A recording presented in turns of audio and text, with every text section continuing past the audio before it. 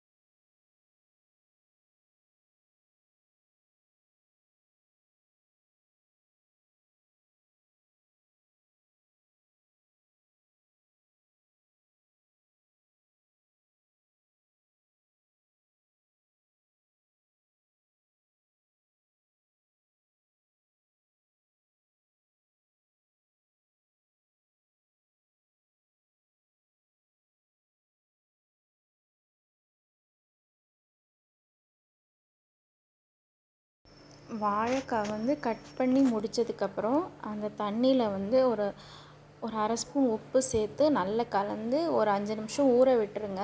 இது எதுக்குன்னா, சில நேரம் அந்த கார ஸ்மெல் இருக்கும், அது போயிடும். ரெண்டாவது வந்து வாழைக்காய் குக் ஆகும்போதும் சீக்கிரம் ரொம்ப சாஃப்டாக நல்லா குக் ஆயிரும். அந்த கார ஸ்மெல் சுத்தமாக இருக்காது. இதையும் ட்ரை பண்ணி பாருங்கள். இப்போ நம்ம இதை குக் பண்ண ரெடி பண்ணிடலாம். கடாயில் ஒரு 3 ஸ்பூன் எண்ணெய் விட்டு கடுகு தாளிச்சிட்டு கருவேப்பிலை சேர்த்து நம்ம கட் பண்ணி வச்சுருக்கிற வாழைக்காயெலாம் உள்ளே சேர்த்துடலாம்.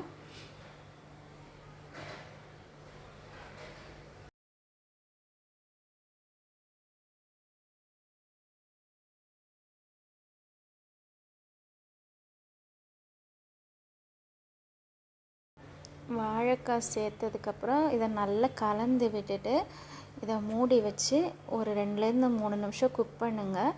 வாழைக்காய் ஆல்ரெடி சீக்கிரமே குக் ஆகிடும். நம்ம இப்போ இதுக்கு ஒரு மசாலா அரைச்சிக்கலாம். மிக்ஸி ஜாரில் ஒரு 1/4 மூடி தேங்காய், ஒரு பல் பூண்டு, அரை ஸ்பூன் சீரகம், காரத்துக்கு ஏற்ற மாதிரி ஒரு 1/4 ஸ்பூன் மிளகாத்தூள், கொஞ்சமாக மஞ்சத்தூள் எல்லாத்தையும் சேர்த்து நல்லா கொரப்பாக அரைச்சிக்கோங்க. அரைச்சிட்டு வாழைக்காய் வந்து ஒரு அரை வேக்காடு வெந்ததுக்கப்புறமா இந்த மசாலாவை சேர்த்து நல்லா கலந்து விட்டுக்கோங்க. அடுப்பை எப்போவுமே மீடியம் ஃப்ளேமில் வச்சு குக் பண்ணுங்கள்.